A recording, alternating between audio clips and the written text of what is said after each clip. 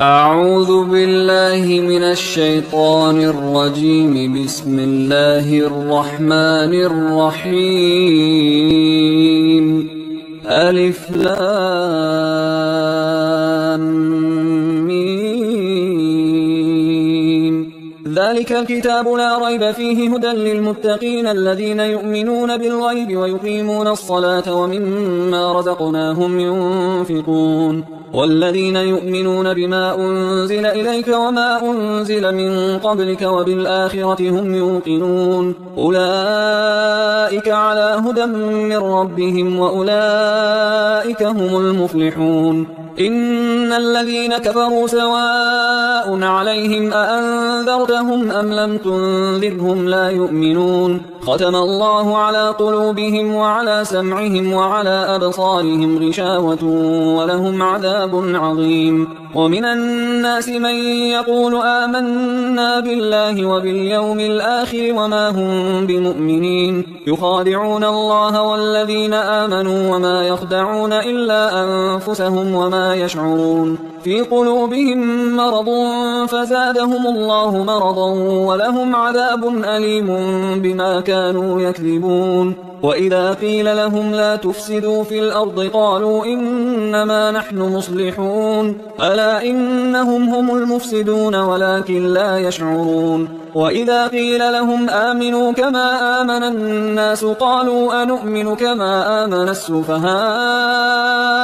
ألا إنهم هم السفهاء ولكن لا يعلمون. وإذا لقوا الذين آمنوا قالوا آمنا وإذا خلوا إلى شياطينهم قالوا إنا معكم إنما نحن مستهزئون. الله يستهزئ بهم ويمدهم في طغيانهم يعمهون. أولئك الذين اشتروا الضلالة بالهدى فما ربحت تجارتهم وما كانوا مهتدين. مثلهم كمثل الذي استوقد نارا فلما أضاءت ما حوله ذهب الله بنورهم وتركهم في ظلمات لا يبصرون. صم بكم عمي فهم لا يرجعون. أو كصيب من السماء فيه ظلمات ورعد وبرق يجعلون أصابعهم في آذانهم من الصواعق حذر الموت والله محيط بالكافرين. يكاد البرق يخطف أبصارهم كلما أضاء لهم مشوا فيه وإذا أظلم عليهم قاموا ولو شاء الله لذهب بسمعهم وأبصارهم إن الله على كل شيء قدير. يا أيها الناس اعبدوا ربكم الذي خلقكم والذين من قبلكم لعلكم تتقون الذي جعل لكم الأرض فراشا والسماء بناء وأنزل من السماء ماء فأخرج به من الثمرات رزقا لكم فلا تجعلوا لله أندادا وأنتم تعلمون. وإن كنتم في ريب مما نزلنا على عبدنا فأتوا بسورة من مثله وادعوا شهداءكم من دون الله إن كنتم صادقين فإن لم تفعلوا ولن تفعلوا فاتقوا النار التي وقودها الناس والحجارة أعدت للكافرين. وبشر الذين آمنوا وعملوا الصالحات أن لهم جنات تجري من تحتها الأنهار كلما رزقوا منها من ثمرة رزقا قالوا هذا الذي رزقنا من قبل وأتوا به متشابها ولهم فيها أزواج مطهرة وهم فيها خالدون. إن الله لا يستحيي أن يضرب مثلا ما بعوضة فما فوقها فأما الذين آمنوا فيعلمون أنه الحق من ربهم وأما الذين كفروا فيقولون ماذا أراد الله بهذا مثلا يضل به كثيرا ويهدي به كثيرا وما يضل به إلا الفاسقين الذين ينقضون عهد الله من بعد ميثاقه ويقطعون ما أمر الله به أن يوصل ويفسدون في الأرض أولئك هم الخاسرون. كيف تكفرون بالله وكنتم أمواتا فأحياكم ثم يميتكم ثم يحييكم ثم إليه ترجعون. هو الذي خلق لكم ما في الأرض جميعا ثم استوى إلى السماء فسواهن 7 سماوات وهو بكل شيء عليم. وإذ قال ربك للملائكة إني جاعل في الأرض خليفة قالوا أتجعل فيها من يفسد فيها ويسفك الدماء ونحن نسبح بحمدك ونقدس لك قال إني أعلم ما لا تعلمون. وعلم آدم الأسماء كلها ثم عرضهم على الملائكة فقال أنبئوني بأسماء هؤلاء إن كنتم صادقين. قالوا سبحانك لا علم لنا إلا ما علمتنا إنك أنت العليم الحكيم. قال يا آدم أنبئهم بأسمائهم فلما أنبأهم بأسمائهم قال ألم أقل لكم إني أعلم غيب السماوات والأرض وأعلم ما تبدون وما كنتم تكتمون. وإذ قلنا للملائكة اسجدوا لآدم فسجدوا إلا إبليس أبى واستكبر وكان من الكافرين. وقلنا يا آدم اسكن أنت وزوجك الجنة وكلا منها رغدا حيث شئتما ولا تقربا هذه الشجرة فتكونا من الظالمين. فأزلهما الشيطان عنها فأخرجهما مما كانا فيه وقلنا اهبطوا بعضكم لبعض عدو ولكم في الأرض مستقر ومتاع إلى حين. فتلقى آدم من ربه كلمات فتاب عليه إنه هو التواب الرحيم. قلنا اهبطوا منها جميعا فإما يأتينكم مني هدى فمن تبع هداي فلا خوف عليهم ولا هم يحزنون. والذين كفروا وكذبوا بآياتنا أولئك أصحاب النار هم فيها خالدون. يا بني إسرائيل اذكروا نعمتي التي أنعمت عليكم وأوفوا بعهدي أوف بعهدكم وإياي فارهبون. وآمنوا بما أنزلت مصدقا لما معكم ولا تكونوا أول كافر به ولا تشتروا بآياتي ثمنا قليلا وإياي فاتقون. ولا تلبسوا الحق بالباطل وتكتموا الحق وأنتم تعلمون. وأقيموا الصلاة وآتوا الزكاة واركعوا مع الراكعين. أتأمرون الناس بالبر وتنسون أنفسكم وأنتم تتلون الكتاب أفلا تعقلون. واستعينوا بالصبر والصلاة وإنها لكبيرة إلا على الخاشعين الذين يظنون أنهم ملاقو ربهم وأنهم إليه راجعون. يا بني إسرائيل اذكروا نعمتي التي أنعمت عليكم وأني فضلتكم على العالمين. واتقوا يوما لا تجزي نفس عن نفس شيئا ولا يقبل منها شفاعة ولا يؤخذ منها عدل ولا هم ينصرون. وإذ نجيناكم من آل فرعون يسومونكم سوء العذاب يذبحون أبناءكم ويستحيون نساءكم وفي ذلكم بلاء من ربكم عظيم. وإذ فرقنا بكم البحر فأنجيناكم وأغرقنا آل فرعون وأنتم تنظرون. وإذ واعدنا موسى 40 ليلة ثم اتخذتم العجل من بعده وأنتم ظالمون ثم عفونا عنكم من بعد ذلك لعلكم تشكرون. وإذ آتينا موسى الكتاب والفرقان لعلكم تهتدون. وإذ قال موسى لقومه يا قوم إنكم ظلمتم أنفسكم باتخاذكم العجل فتوبوا إلى بارئكم فاقتلوا أنفسكم ذلكم خير لكم عند بارئكم فتاب عليكم إنه هو التواب الرحيم. وإذ قلتم يا موسى لن نؤمن لك حتى نرى الله جهرة فأخذتكم الصاعقة وأنتم تنظرون. ثم بعثناكم من بعد موتكم لعلكم تشكرون وظللنا عليكم الغمام وأنزلنا عليكم المن والسلوى كلوا من طيبات ما رزقناكم وما ظلمونا ولكن كانوا أنفسهم يظلمون وإذ قلنا ادخلوا هذه القرية فكلوا منها حيث شئتم رغدا وادخلوا الباب سجدا وقولوا حطة نغفر لكم خطاياكم وسنزيد المحسنين فبدل الذين ظلموا قولا غير الذي قيل لهم فأنزلنا على الذين ظلموا رجزا من السماء بما كانوا يفسقون وإذ استسقى موسى لقومه فقلنا اضرب بعصاك الحجر فانفجرت منه 12 عينا قد علم كل أناس مشربهم كلوا واشربوا من رزق الله ولا تعثوا في الأرض مفسدين وإذ قلتم يا موسى لن نصبر على طعام واحد فادع لنا ربك يخرج لنا مما تنبت الأرض من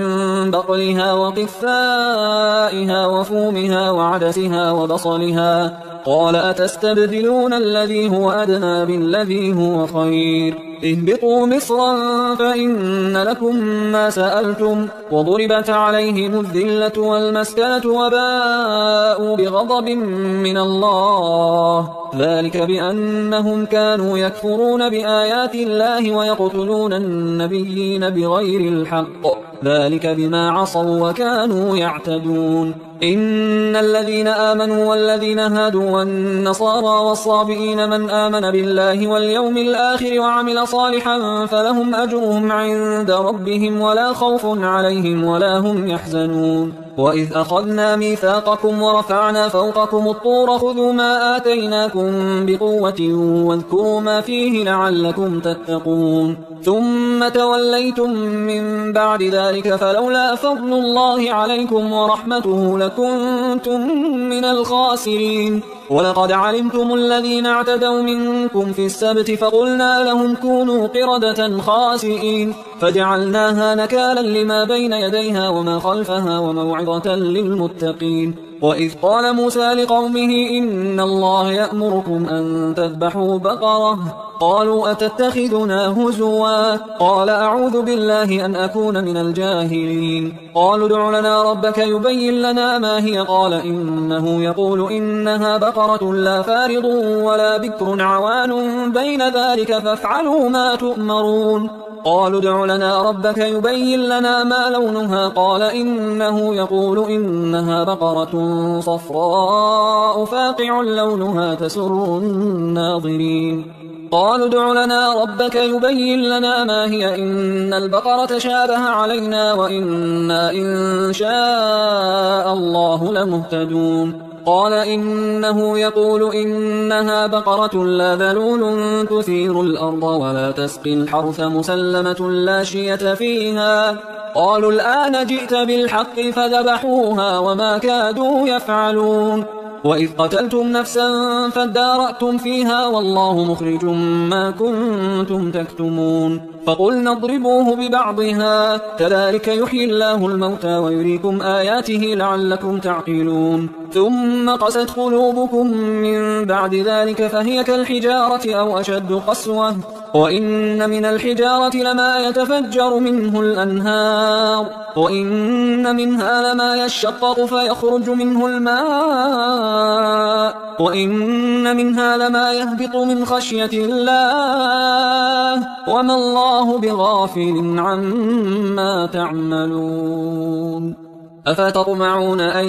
يؤمنوا لكم وقد كان فريق منهم يسمعون كلام الله ثم يحرفونه من بعد ما عقلوه وهم يعلمون وإذا لقوا الذين آمنوا قالوا آمنا وإذا خلا بعضهم إلى بعض قالوا أتحدثونهم بما فتح الله عليكم ليحاجوكم به عند ربكم أفلا تعقلون أولا يعلمون أن الله يعلم ما يسرون وما يعلنون ومنهم أميون لا يعلمون الكتاب إلا أماني وإنهم إلا يظنون فويل للذين يكتبون الكتاب بأيديهم ثم يقولون هذا من عند الله ليشتروا به ثمنا قليلا فويل لهم مما كتبت أيديهم وويل لهم مما يكسبون. وقالوا لن تمسنا النار إلا أياما معدودة قل أتخذتم عند الله عهدا فلن يخلف الله عهده أم تقولون على الله ما لا تعلمون بلى من كسب سيئة وأحاطت به خطيئته فأولئك أصحاب النار هم فيها خالدون. والذين آمنوا وعملوا الصالحات أولئك أصحاب الجنة هم فيها خالدون. وإذ أخذنا ميثاق بني إسرائيل لا تعبدون إلا الله وبالوالدين إحسانا وذي القربى واليتامى والمساكين وقولوا للناس حسنا وأقيموا الصلاة وآتوا الزكاة ثم توليتم إلا قليلا منكم وأنتم معرضون. وإذ أخذنا ميثاقكم لا تسفكون دماءكم ولا تخرجون أنفسكم من دياركم ثم أقررتم وأنتم تشهدون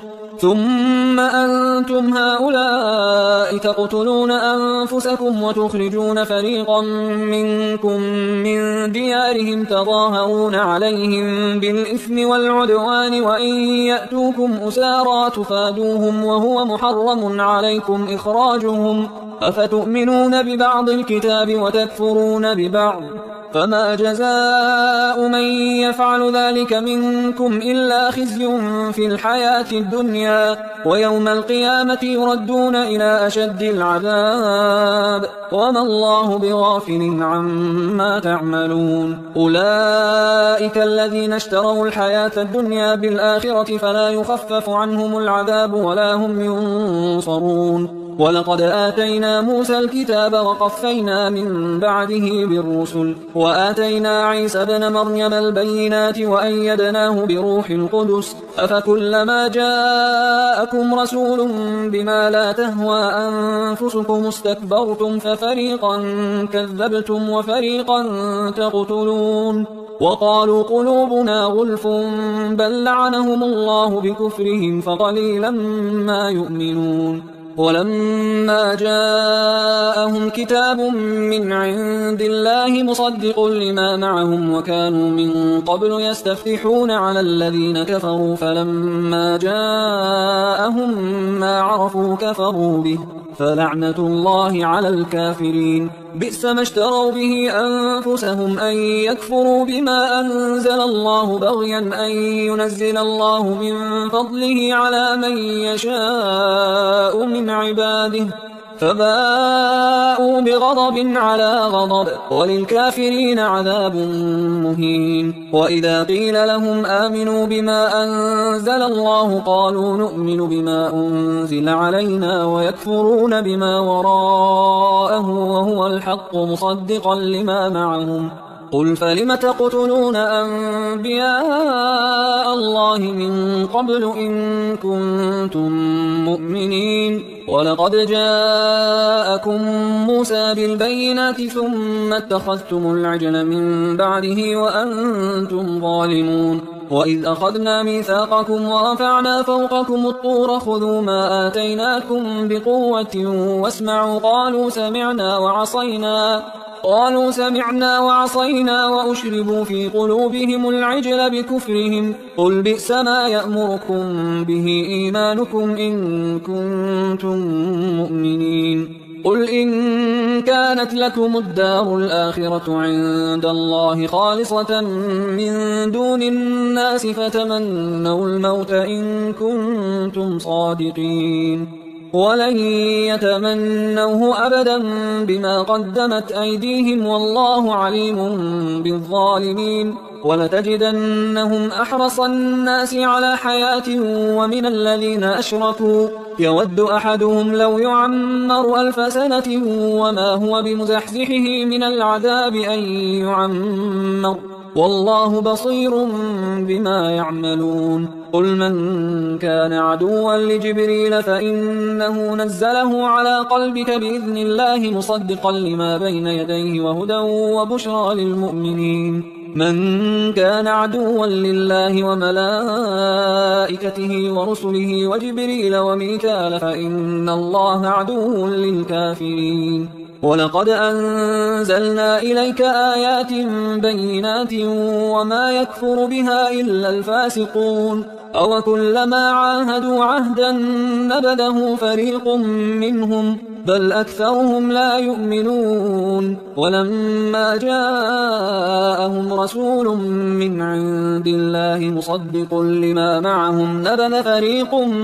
من الذين أوتوا الكتاب كتاب الله وراء ظهورهم كأنهم لا يعلمون واتبعوا ما تتلو الشياطين على ملك سليمان وما كفر سليمان ولكن الشياطين كفروا يعلمون الناس السحر وما أنزل على الملكين ببابل هاروت وماروت وما يعلمان من أحد حتى يقولا إنما نحن فتنة فلا تكفر فيتعلمون منهما ما يفرقون به بين المرء وزوجه وما هم بضارين به من أحد إلا بإذن الله ويتعلمون ما يضرهم ولا ينفعهم ولقد علموا لمن اشتراه ما له في الآخرة من خلاق ولبئس ما شروا به أنفسهم لو كانوا يعلمون ولو أنهم آمنوا واتقوا لمثوبة من عند الله خير لو كانوا يعلمون يا أيها الذين آمنوا لا تقولوا راعنا وقولوا انظرنا واسمعوا وللكافرين عذاب أليم ما يود الذين كفروا من أهل الكتاب ولا المشركين أن ينزل عليكم من خير من ربكم والله يختص برحمته من يشاء والله ذو الفضل العظيم ما ننسخ من آية أو ننسها نأت بخير منها أو مثلها ألم تعلم أن الله على كل شيء قدير ألم تعلم أن الله له ملك السماوات والأرض وما لكم من دون الله من ولي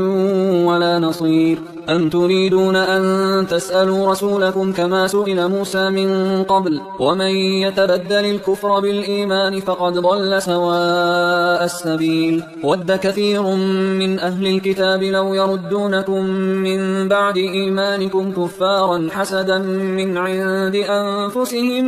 من بعد ما تبين لهم الحق فاعفوا واصفحوا حتى يأتي الله بأمره إن الله على كل شيء قدير وأقيموا الصلاة وآتوا الزكاة وما تقدموا لأنفسكم من خير تجدوه عند الله إن الله بما تعملون بصير وقالوا لن يدخل الجنة إلا من كان هودا أو نصارى تلك أمانيهم قل هاتوا برهانكم إن كنتم صادقين بلى من أسلم وجهه لله وهو محسن فله أجره عند ربه ولا خوف عليهم ولا هم يحزنون وقالت اليهود ليست النصارى على شيء وقالت النصارى ليست اليهود على شيء وهم يتلون الكتاب كذلك قال الذين لا يعلمون مثل قولهم فالله يحكم بينهم يوم القيامة فيما كانوا فيه يختلفون ومن أظلم ممن منع مساجد الله أن يذكر فيها اسمه وسعى في خرابها أولئك ما كان لهم أن يدخلوها إلا خائفين لهم في الدنيا خزي ولهم في الآخرة عذاب عظيم ولله المشرق والمغرب فأينما تولوا فثم وجه الله إن الله واسع عليم وقالوا اتخذ الله ولدا سبحانه بل له ما في السماوات والأرض كل له قانتون بديع السماوات والأرض وإذا قضى أمرا فإنما يقول له كن فيكون وقال الذين الذين لا يعلمون لولا يكلمنا الله أو تأتينا آية كذلك قال الذين من قبلهم مثل قولهم تشابهت قلوبهم قد بينا الآيات لقوم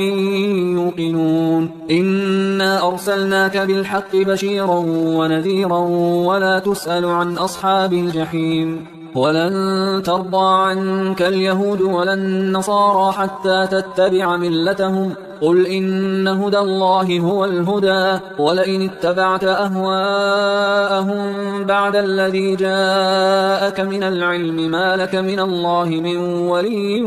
ولا نصير الذين آتيناهم الكتاب يتلونه حق تلاوته أولئك يؤمنون به ومن يكفر به فأولئك هم الخاسرون يا بني إسرائيل اذكروا نعمتي التي أنعمت عليكم وأني فضلتكم على العالمين واتقوا يوما لا تجزي نفس عن نفس شيئا ولا يقبل منها عدل ولا تنفعها شفاعة ولا هم ينصرون وإذ ابتلى إبراهيم ربه بكلمات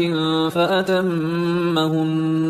قال إني جاعلك للناس إماما قال ومن ذريتي قال لا ينال عهد الظالمين وإذ جعلنا البيت مثابة للناس وأمنا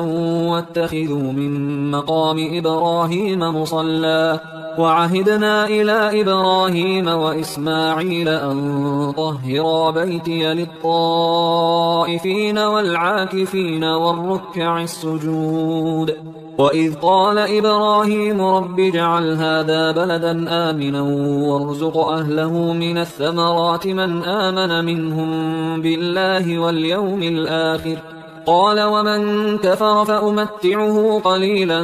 ثم أضطره إلى عذاب النار وبئس المصير وإذ يرفع إبراهيم القواعد من البيت وإسماعيل ربنا تقبل منا إنك أنت السميع العليم ربنا واجعلنا مسلمين لك ومن ذريتنا أمة مسلمة لك وأرنا مناسكنا وتب علينا إنك أنت التواب الرحيم ربنا وابعث فيهم رسولا منهم يتلو عليهم آياتك ويعلمهم الكتاب والحكمة ويزكيهم إنك أنت العزيز الحكيم ومن يرغب عن ملة إبراهيم إلا من سفه نفسه ولقد اصطفيناه في الدنيا وإنه في الآخرة لمن الصالحين إذ قال له ربه أسلم قال أسلمت لرب العالمين ووصى بها إبراهيم بنيه ويعقوب يا بني إن الله اصطفى لكم الدين فلا تموتن إلا وأنتم مسلمون أم كنتم شهداء إذ حضر يعقوب الموت إذ قال لبنيه ما تعبدون من بعدي قالوا نعبد إلهك وإله آبائك إبراهيم وإسماعيل وإسحاق إلها واحدا ونحن له مسلمون تلك أمة قد خلت لها ما كسبت ولكم ما كسبتم ولا تسألون عما كانوا يعملون وقالوا كونوا هودا أو نصارى تهتدوا قل بل ملة إبراهيم حنيفا وما كان من المشركين قولوا آمنا بالله وما أنزل إلينا وما أنزل إلى إبراهيم وإسماعيل وإسحاق ويعقوب والأسباط وما أوتي موسى وعيسى وما أوتي النبيون من ربهم لا نفرق بين أحد منهم ونحن له مسلمون فإن آمنوا بمثل ما آمنتم به فقد اهتدوا وإن تولوا فإنما هم في شقاق فسيكفيكهم الله وهو السميع العليم. صبغة الله ومن أحسن من الله صبغة ونحن له عابدون. قل أتحاجوننا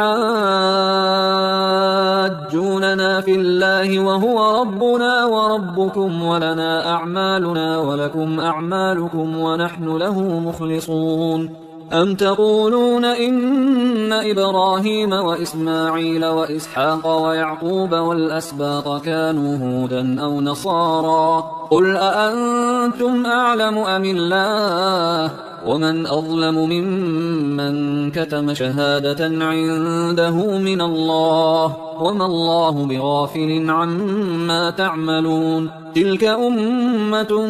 قد خلت لها ما كسبت ولكم ما كسبتم ولا تسألون عما كانوا يعملون. سيقول السفهاء من الناس ما ولاهم عن قبلتهم التي كانوا عليها قل لله المشرق والمغرب يهدي من يشاء إلى صراط مستقيم. وكذلك جعلناكم أمة وسطا لتكونوا شهداء على الناس ويكون الرسول عليكم شهيدا. وما جعلنا القبلة التي كنت عليها إلا لنعلم من يتبع الرسول ممن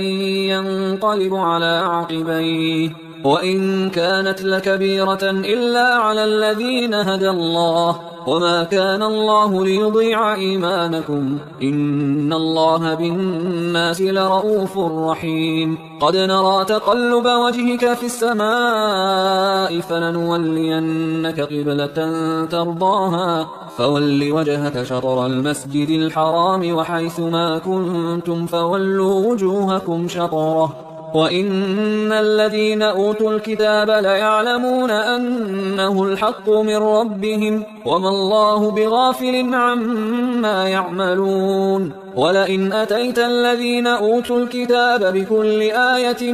ما تبعوا قبلتك وما أنت بتابع قبلتهم وما بعضهم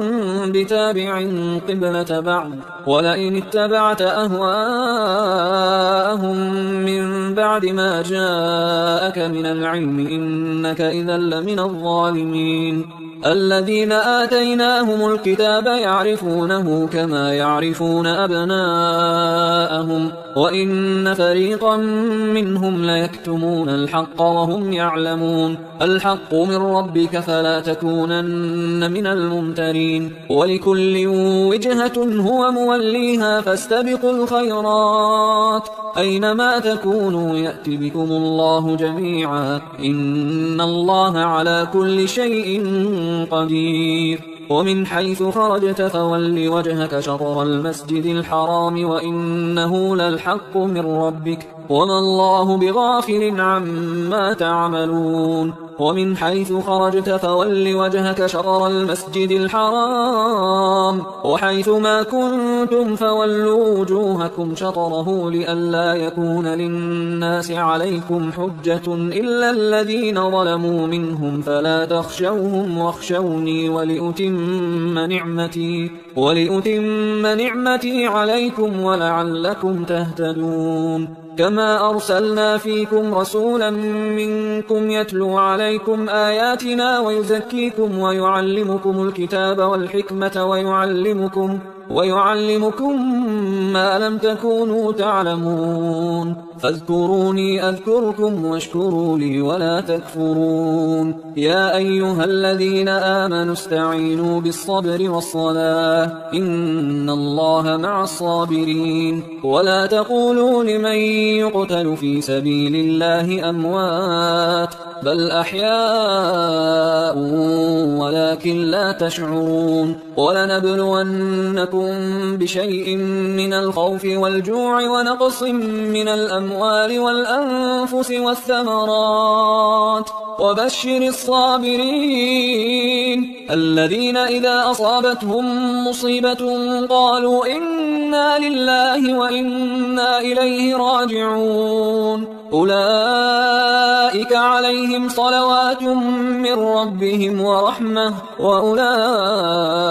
هم المهتدون. إن الصفا والمروة من شعائر الله، فمن حج البيت أو اعتمر فلا جناح عليه أن يطوف بهما، ومن تطوع خيرا فإن الله شاكر عليم. إن الذين يكتمون ما أنزلنا من البينات والهدى من بعد ما بيناه للناس في الكتاب أولئك يلعنهم الله ويلعنهم اللاعنون، إلا الذين تابوا وأصلحوا وبينوا فأولئك أتوب عليهم وأنا التواب الرحيم. إن الذين كفروا وماتوا وهم كفار أولئك عليهم لعنة الله والملائكة والناس أجمعين، خالدين فيها لا يخفف عنهم العذاب ولا هم ينظرون. وإلهكم إله واحد لا إله إلا هو الرحمن الرحيم. إن في خلق السماوات والأرض واختلاف الليل والنهار والفلك التي تجري في البحر بما ينفع الناس وما أنزل الله من السماء من ماء فأحيا به الأرض بعد موتها وبث فيها من كل دابة وتصريف الرياح والسحاب المسخر بين السماء والأرض لآيات لقوم يعقلون. ومن الناس من يتخذ من دون الله أندادا يحبونهم كحب الله والذين آمنوا أشد حبا لله. ولو يرى الذين ظلموا إذ يرون العذاب أن القوة لله جميعا وأن الله شديد العذاب، إذ تبرأ الذين اتبعوا من الذين اتبعوا ورأوا العذاب وتقطعت بهم الأسباب. وقال الذين اتبعوا لو أن لنا كرة فنتبرأ منهم كما تبرأوا منا كذلك يريهم الله أعمالهم حسرات عليهم وما هم بخارجين من النار.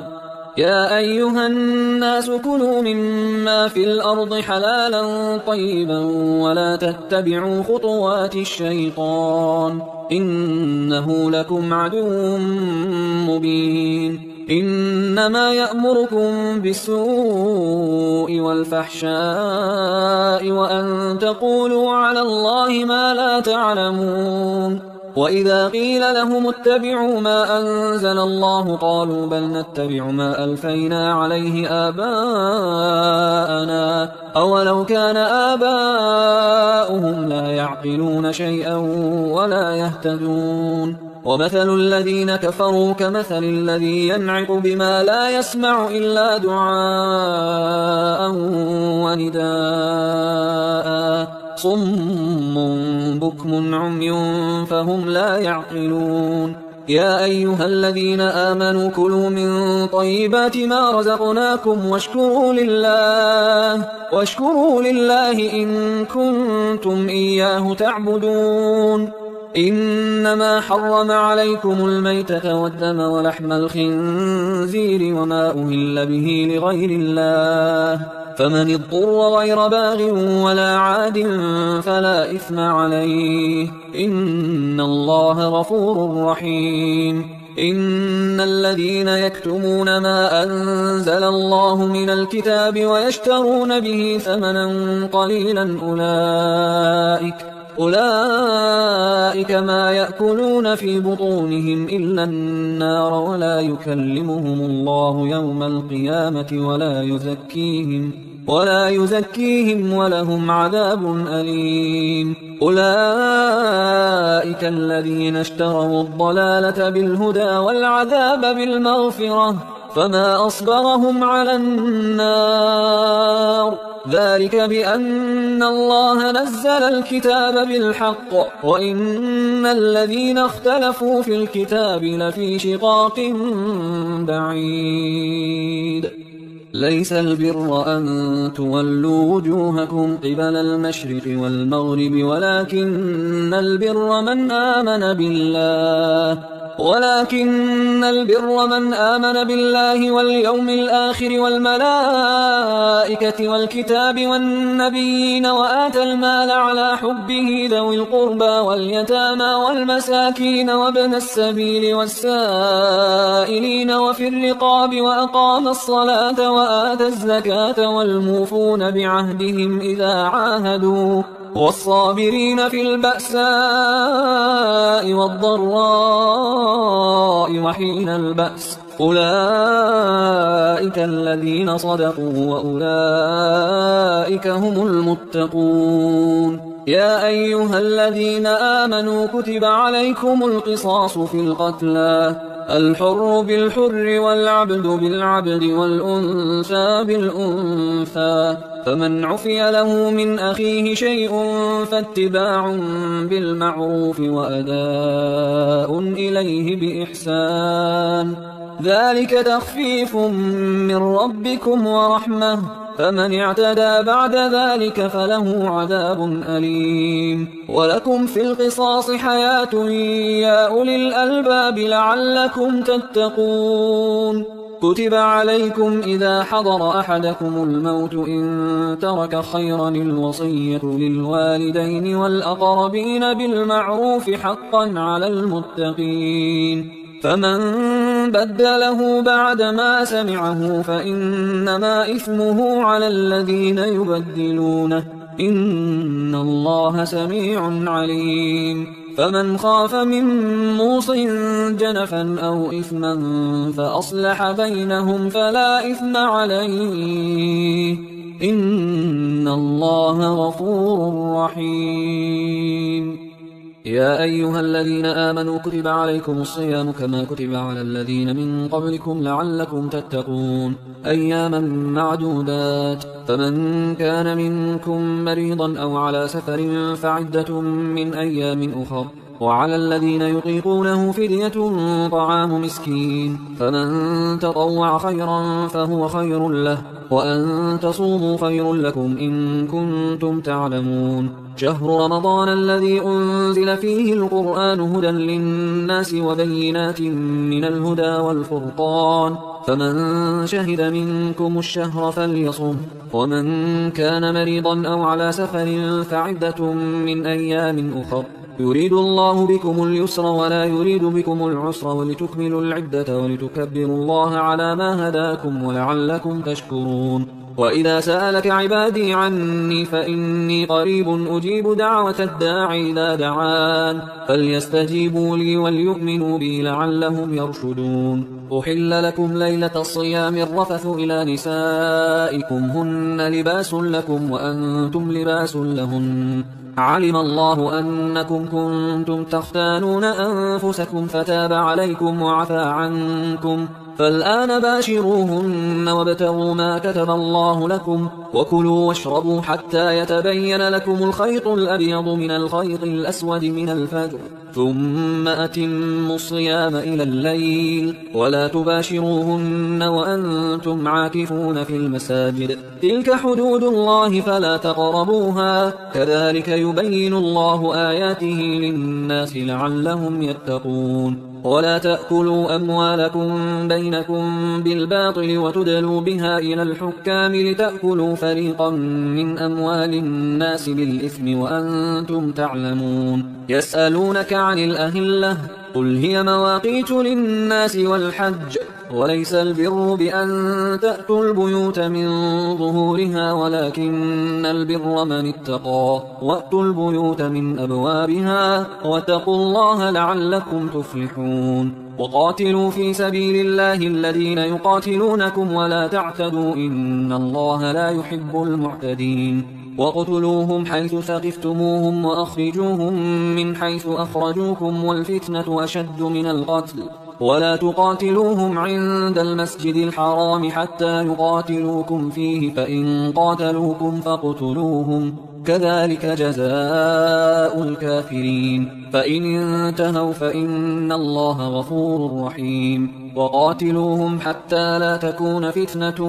ويكون الدين لله فإن انتهوا فلا عدوان إلا على الظالمين الشهر الحرام بالشهر الحرام والحرمات قصاص فمن اعتدى عليكم فاعتدوا عليه بمثل ما اعتدى عليكم واتقوا الله واعلموا أن الله مع المتقين وأنفقوا في سبيل الله ولا تلقوا بأيديكم إلى التهلكة وأحسنوا إن الله يحب المحسنين وأتموا الحج والعمرة لله فإن أحصرتم فما استيسر من الهدي ولا تحلقوا رؤوسكم حتى يبلغ الهدي محله فمن كان منكم مريضا أو به أذى من رأسه ففدية من صيام أو صدقة أو نسك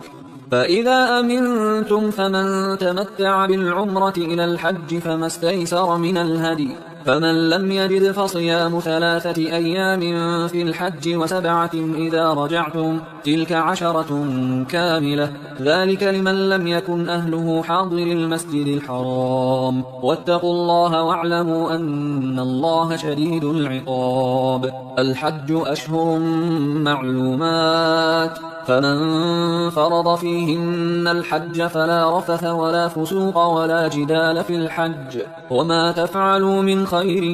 يعلمه الله وتزودوا فإن خير الزاد التقوى واتقون يا أولي الألباب ليس عليكم جناح أن تبتغوا فضلا من ربكم فإذا أفضتم من عرفات فاذكروا الله عند المشعر الحرام واذكروه كما هداكم وإن كنتم من قبله لمن الضالين ثم أفيضوا من حيث أفاض الناس واستغفروا الله إن الله غفور رحيم فإذا قضيتم مناسككم فاذكروا الله كذكركم آباءكم أو أشد ذكرا فمن الناس من يقول ربنا آتنا في الدنيا وما له في الآخرة من خلاق ومنهم من يقول ربنا آتنا في الدنيا حسنة وفي الآخرة حسنة وقنا عذاب النار أولئك لهم نصيب مما كسبوا والله سريع الحساب واذكروا الله في أيام معدودات فمن تعجل في يومين فلا إثم عليه ومن تأخر فلا إثم عليه لمن اتقى واتقوا الله واعلموا أنكم إليه تحشرون ومن الناس من يعجبك قوله في الحياة الدنيا ويشهد الله على ما في قلبه وهو ألد الخصام وإذا تولى سعى في الأرض ليفسد فيها ويهلك الحرث والنسل والله لا يحب الفساد وإذا قيل له اتق الله أخذته العزة بالإثم فحسبه جهنم ولبئس المهاد ومن الناس من يشري نفسه ابتغاء مرضات الله والله رؤوف بالعباد يا أيها الذين آمنوا ادخلوا في السلم كافة ولا تتبعوا خطوات الشيطان إنه لكم عدو مبين فإن زللتم من بعد ما جاءتكم البينات فاعلموا أن الله عزيز حكيم هل ينظرون إلا أن يأتيهم الله في ظلل من الغمام والملائكة وقضي الأمر وإلى الله ترجع الأمور سل بني إسرائيل كم آتيناهم من آية بينة ومن يبدل نعمة الله من بعد ما جاءته فإن الله شديد العقاب. زين للذين كفروا الحياة الدنيا ويسخرون من الذين آمنوا والذين اتقوا فوقهم يوم القيامة والله يرزق من يشاء بغير حساب. كان الناس أمة واحدة فبعث الله النبيين مبشرين ومنذرين وأنزل معهم الكتاب بالحق ليحكم بين الناس فيما اختلفوا فيه وما اختلف فيه إلا الذين أوتوه من بعد ما جاءتهم البينات بغيا بينهم فهدى الله الذين آمنوا لما اختلفوا فيه من الحق بإذنه والله يهدي من يشاء إلى صراط مستقيم. أم حسبتم أن تدخلوا الجنة ولما يأتكم مثل الذين خلوا من قبلكم مستهم البأساء والضراء وزلزلوا حتى يقول الرسول والذين آمنوا معه متى نصر الله ألا إن نصر الله قريب. يسألونك ماذا ينفقون قل ما أنفقتم من خير فللوالدين والأقربين واليتامى والمساكين وابن السبيل وما تفعلوا من خير فإن الله به عليم. كتب عليكم القتال وهو كره لكم وعسى أن تكرهوا شيئا وهو خير لكم وعسى أن تحبوا شيئا وهو شر لكم والله يعلم وأنتم لا تعلمون. يسألونك عن الشهر الحرام قتال فيه قل قتال فيه كبير وصد عن سبيل الله وكفر به والمسجد الحرام وإخراج أهله منه أكبر عند الله والفتنة أكبر من القتل ولا يزالون يقاتلونكم حتى يردوكم عن دينكم إن استطاعوا ومن يرتد منكم عن دينه فيمت وهو كافر فأولئك حبطت أعمالهم في الدنيا والآخرة وأولئك أصحاب النار هم فيها خالدون. إن الذين آمنوا والذين هاجروا وجاهدوا في سبيل الله أولئك يرجون رحمة الله والله غفور رحيم. يسألونك عن الخمر والميسر قل فيهما إثم كبير ومنافع للناس وإثمهما أكبر من نفعهما ويسألونك ماذا ينفقون قل العفو كذلك يبين الله لكم الآيات لعلكم تتفكرون في الدنيا والآخرة. ويسألونك عن اليتامى قل إصلاح لهم خير وإن تخالطوهم فإخوانكم والله يعلم المفسد من المصلح ولو شاء الله لأعنتكم إن الله عزيز حكيم. ولا تنكحوا المشركات حتى يؤمن ولأمة مؤمنة خير من مشركة ولو أعجبتكم ولا تنكحوا المشركين حتى يؤمنوا ولعبد مؤمن خير من مشرك ولو أعجبكم أولئك يدعون إلى النار والله يدعو إلى الجنة والمغفرة بإذنه ويبين آياته للناس لعلهم يتذكرون. ويسألونك عن المحيض قل هو أذى فاعتزلوا النساء في المحيض ولا تقربوهن حتى يطهرن فإذا تطهرن فأتوهن من حيث أمركم الله إن الله يحب التوابين ويحب المتطهرين. نساؤكم حرث لكم فأتوا حرثكم أنى شئتم وقدموا لأنفسكم واتقوا الله واعلموا أنكم ملاقوه وبشر المؤمنين. ولا تجعلوا الله عرضة لأيمانكم أن تبروا وتتقوا وتصلحوا بين الناس والله سميع عليم. لا يؤاخذكم الله باللغو في أيمانكم ولكن يؤاخذكم بما كسبت قلوبكم والله غفور حليم. للذين يؤلون من نسائهم تربص 4 أشهر فإن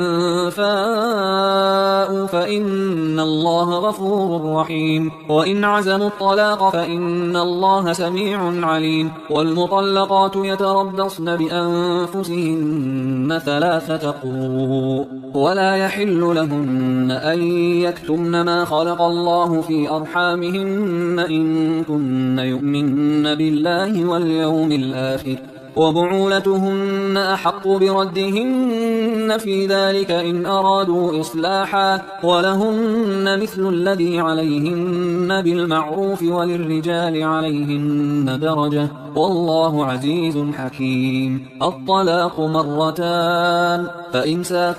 بمعروف أو تسريح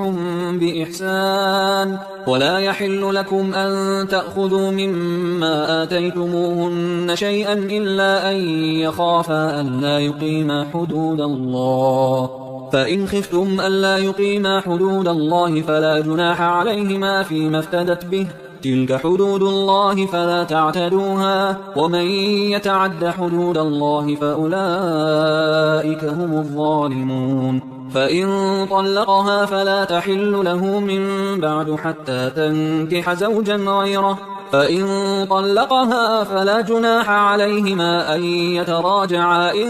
ظنا أن يقيما حدود الله وتلك حدود الله يبينها لقوم يعلمون. وإذا طلقتم النساء فبلغن أجلهن فأمسكوهن بمعروف أو سرحوهن بمعروف ولا تمسكوهن ضرارا لتعتدوا ومن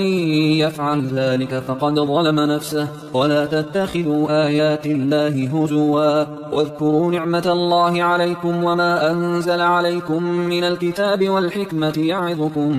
به واتقوا الله واعلموا أن الله بكل شيء عليم. وإذا طلقتم النساء فبلغن أجلهن فلا تعضلوهن أن ينكحن أزواجهن إذا تراضوا بينهم بالمعروف ذلك يوعظ به من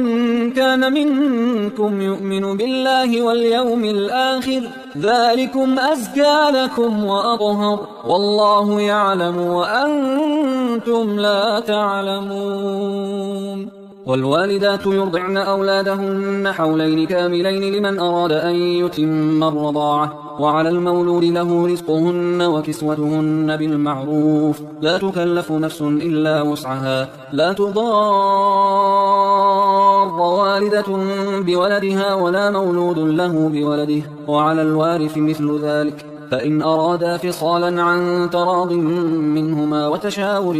فلا جناح عليهما. وإن أردتم أن تسترضعوا أولادكم فلا جناح عليكم إذا سلمتم ما آتيتم بالمعروف واتقوا الله واعلموا أن الله بما تعملون بصير. والذين يتوفون منكم ويذرون أزواجا يتربصن بأنفسهن 4 أشهر و10 فإذا بلغن أجلهن فلا جناح عليكم فيما فعلن في أنفسهن بالمعروف والله بما تعملون خبير. ولا جناح عليكم فيما عرضتم به من خطبة النساء أو أكننتم في أنفسكم علم الله أنكم ستذكرونهن ولكن لا تواعدوهن سرا إلا أن تقولوا قولا معروفا ولا تعزموا عقدة النكاح حتى يبلغ الكتاب أجله واعلموا أن الله يعلم ما في أنفسكم فاحذروه واعلموا أن الله غفور حليم. لا جناح عليكم إن طلقتم النساء ما لم تمسوهن أو تفرضوا لهن فريضة ومتعوهن على الموسع قدره وعلى المقتر قدره متاعا بالمعروف حقا على المحسنين. وإن طلقتموهن من قبل أن تمسوهن وقد فرضتم لهن فريضة فنصف ما فرضتم أردتم إلا أن يعفون أو يعفو الذي بيده عقدة النكاح وأن تعفوا أقرب للتقوى ولا تنسوا الفضل بينكم إن الله بما تعملون بصير حافظوا على الصلوات والصلاة الوسطى وقوموا لله قانتين فإن خفتم فرجالا أو ركبانا فإذا أمنتم فاذكروا الله كما علمكم ما لم تكونوا تعلمون والذين يتوفون منكم ويذرون أزواجا وصية لأزواجهم متاعا إلى الحول غير إخراج فإن خرجن فلا جناح عليكم فيما فعلن في أنفسهن من معروف والله عزيز حكيم وللمطلقات متاع بالمعروف حقا على المتقين كذلك يبين الله لكم آياته لعلكم تعقلون ألم تر إلى الذين خرجوا من ديارهم وهم ألوف حذر الموت فقال لهم الله موتوا ثم أحياهم إن الله لذو فضل على الناس ولكن أكثر الناس لا يشكرون وقاتلوا في سبيل الله واعلموا أن الله سميع عليم من ذا الذي يقرض الله قرضا حسنا فيضاعفه له أضعافا كثيرة والله يقبض ويبسط وإليه ترجعون ألم تر إلى الملأ من بني إسرائيل من بعد موسى إذ قالوا لنبي له مبعث لنا ملكا نقاتل في سبيل الله قال هل عسيتم إن كتب عليكم القتال ألا تقاتلوا قالوا وما لنا ألا نقاتل في سبيل الله وقد أخرجنا من ديارنا وأبنائنا فلما كتب عليهم القتال تولوا إلا قليلا منهم والله عليم بالظالمين وقال لهم نبيهم إن الله قد بعث لكم طالوت ملكا قالوا أنى يكون له الملك علينا ونحن أحق بالملك منه ولم يؤت سعة من المال قال إن الله اصطفاه عليكم وزاده بسطة في العلم والجسم والله يؤتي ملكه من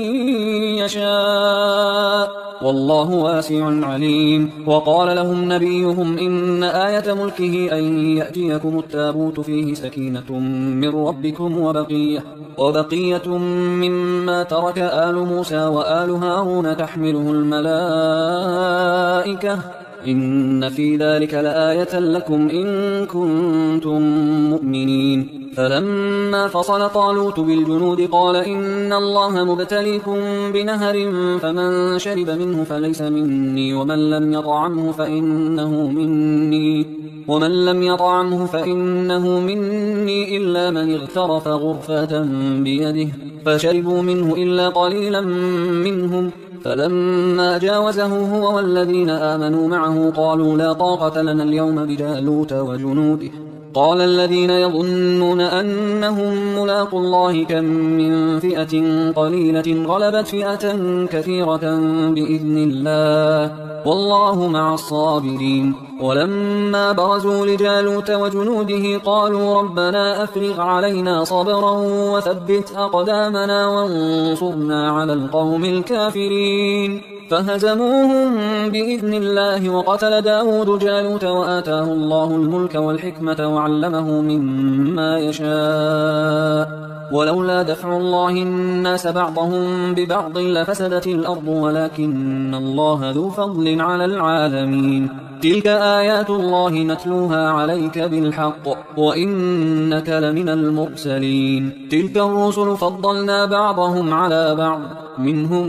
من كلم الله ورفع بعضهم درجات وآتينا عيسى ابن مريم البينات وأيدناه بروح القدس ولو شاء الله ما اقتتل الذين من بعدهم من بعد ما جاءتهم البينات ولكن اختلفوا فمنهم من آمن ومنهم من كفر ولو شاء الله ما اقتتلوا ولكن الله يفعل ما يريد يا أيها الذين آمنوا أنفقوا مما رزقناكم من قبل أن يأتي يوم لا بيع فيه ولا خلة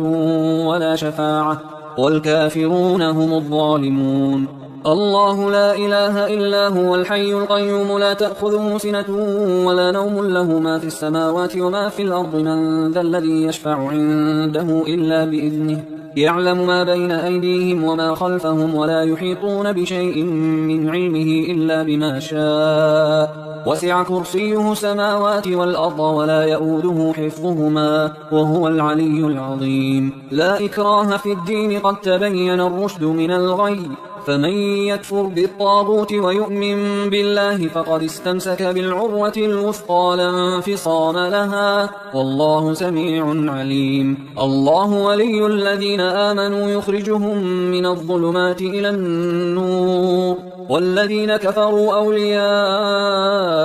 الطاغوت يخرجونهم من النور إلى الظلمات أولئك أصحاب النار هم فيها خالدون ألم تر إلى الذي حاج إبراهيم في ربه أن آتاه الله الملك إذ قال إبراهيم ربي الذي يحيي ويميت قال أنا أحيي وأميت قال إبراهيم فإن الله يأتي بالشمس من المشرق فأت بها من المغرب فبهت الذي كفر والله لا يهدي القوم الظالمين أو كالذي مر على قرية وهي خاوية على عروشها قال أنى يحيي هذه الله بعد موتها فأماته الله 100 عام ثم بعثه قال كم لبثت قال لبثت يوما أو بعض يوم قال بل لبثت 100 عام فانظر إلى طعامك وشرابك لم يتسنه وانظر إلى حمارك ولنجعلك آية للناس وانظر إلى العظام كيف ننشزها ثم نكسوها لحما فلما تبين له قال أعلم أن الله على كل شيء قدير وإذ قال إبراهيم رب أرني كيف تحيي الموتى قال أولم تؤمن قال بلى ولكن ليطمئن قلبي قال فخذ 4 من الطير فصرهن إليك ثم اجعل على كل جبل منهن جزءا ثم ادعهن يأتينك سعيا واعلم أن الله عزيز حكيم مثل الذين ينفقون أموالهم في سبيل الله كمثل حبة أنبتت 7 سنابل في كل سنبلة 100 حبة والله يضاعف لمن يشاء والله واسع عليم الذين ينفقون أموالهم في سبيل الله ثم لا يتبعون ما أنفقوا منا ولا أذى لهم أجرهم عند ربهم ولا خوف عليهم ولا هم يحزنون قول معروف ومغفرة خير من صدقة يتبعها أذى والله غني حليم يا أيها الذين آمنوا لا تبطلوا صدقاتكم بالمن والأذى كالذي ينفق ماله رئاء الناس ولا يؤمن بالله واليوم الآخر فمثله كمثل صفوان عليه تراب فأصابه وابل فتركه صلدا لا يقدرون على شيء مما كسبوا والله لا يهدي القوم الكافرين ومثل الذين ينفقون أموالهم ابتغاء مرضات الله وتثبيتا من أنفسهم كمثل جنة بربوة أصابها وابل فآتت أكلها ضعفين فإن لم يصبها وابل فطل والله بما تعملون بصير أيود أحدكم أن تكون له جنة من نخيل وأعناب تجري من تحتها الأنهار له فيها من كل الثمرات وأصابه الكبر وله ذرية ضعفاء فأصابها إعصار فيه نار فاحترقت كذلك يبين الله لكم الآيات لعلكم تتفكرون يا أيها الذين آمنوا أنفقوا من طيبات ما كسبتم ومما أخرجنا لكم من الأرض ولا تيمموا الخبيث منه تنفقون ولستم بآخذيه إلا أن تغمضوا فيه واعلموا أن الله غني حميد. الشيطان يعدكم الفقر ويأمركم بالفحشاء والله يعدكم مغفرة منه وفضلا والله واسع عليم. يؤتي الحكمة من يشاء ومن يؤت الحكمة فقد أوتي خيرا كثيرا وما يذكر إلا أولو الألباب. وما أنفقتم من نفقة أو نذرتم من نذر فإن الله يعلمه وما للظالمين من أنصار. إن تبدوا الصدقات فنعما هي وإن تخفوها وتؤتوها الفقراء فهو خير لكم ويكفر عنكم من سيئاتكم والله بما تعملون خبير. ليس عليك هداهم ولكن الله يهدي من يشاء. وما تنفقوا من خير فلأنفسكم وما تنفقون إلا ابتغاء وجه الله وما تنفقوا من خير يوفى إليكم وأنتم لا تظلمون. للفقراء الذين أحصروا في سبيل الله لا يستطيعون ضربا في الأرض يحسبهم الجاهل أغنياء من التعفف تعرفهم بسيماهم لا يسألون الناس إلحافا. وما تنفقوا من خير فإن الله به عليم. الذين ينفقون أموالهم بالليل والنهار سرا وعلانية فلهم أجرهم عند ربهم ولا خوف عليهم ولا هم يحزنون. الذين يأكلون الربا لا يقومون إلا كما يقوم الذي يتخبطه الشيطان من المس ذلك بأنهم قالوا إنما البيع مثل الربا وأحل الله البيع وحرم الربا. فمن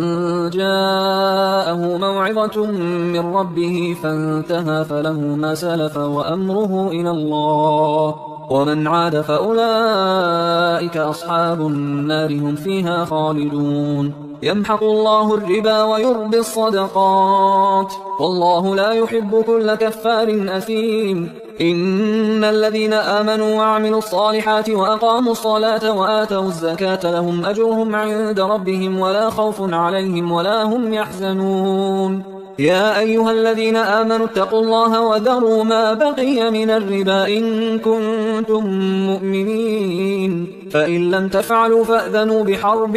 من الله ورسوله وإن تبتم فلكم رؤوس أموالكم لا تظلمون ولا تظلمون. وإن كان ذو عسرة فنظرة إلى ميسرة وأن تصدقوا خير لكم إن كنتم تعلمون. واتقوا يوما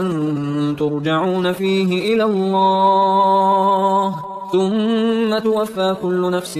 ما كسبت وهم لا يظلمون. يا أيها الذين آمنوا إذا تداينتم بدين إلى أجل مسمى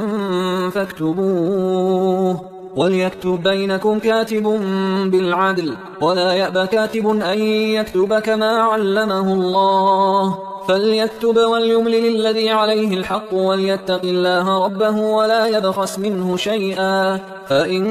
كان الذي عليه الحق سفيها أو ضعيفا أو لا يستطيع أن يمله فليملل وليه بالعدل واستشهدوا شهيدين من رجالكم فإن لم يكونا رجلين فرجل وامرأتان ممن ترضون من الشهداء أن تضل إحداهما فتذكر إحداهما الأخرى ولا يأبى الشهداء إذا ما دعوا ولا تسأموا أن تكتبوه صغيرا أو كبيرا إلى أجله ذلكم أقسط عند الله وأقوم للشهادة وأدنى أن لا ترتابوا إلا أن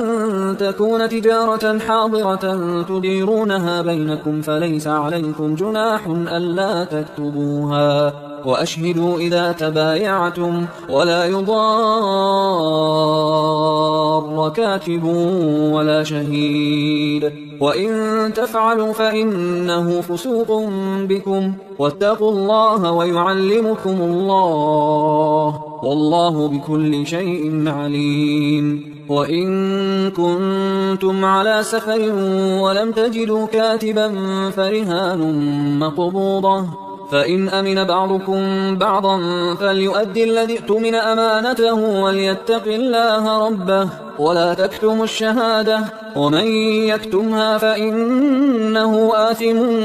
قلبه، والله بما تعملون عليم. لله ما في السماوات وما في الأرض، وإن تبدوا ما في أنفسكم أو تخفوه يحاسبكم به الله، فيغفر لمن يشاء ويعذب من يشاء، والله على كل شيء قدير. آمن الرسول بما أنزل إليه من ربه والمؤمنون كل آمن بالله وملائكته وكتبه ورسله لا نفرق بين أحد من رسله، وقالوا سمعنا وأطعنا غفرانك ربنا وإليك المصير. لا يكلف الله نفسا إلا وسعها، لها ما كسبت وعليها ما اكتسبت، ربنا لا تؤاخذنا إن نسينا أو أخطأنا، ربنا ولا تحمل علينا إصرا كما حملته على الذين من قبلنا، ربنا ولا تحملنا ما لا طاقة لنا به، واعف عنا واغفر لنا وارحمنا، أنت مولانا فانصرنا على القوم الكافرين.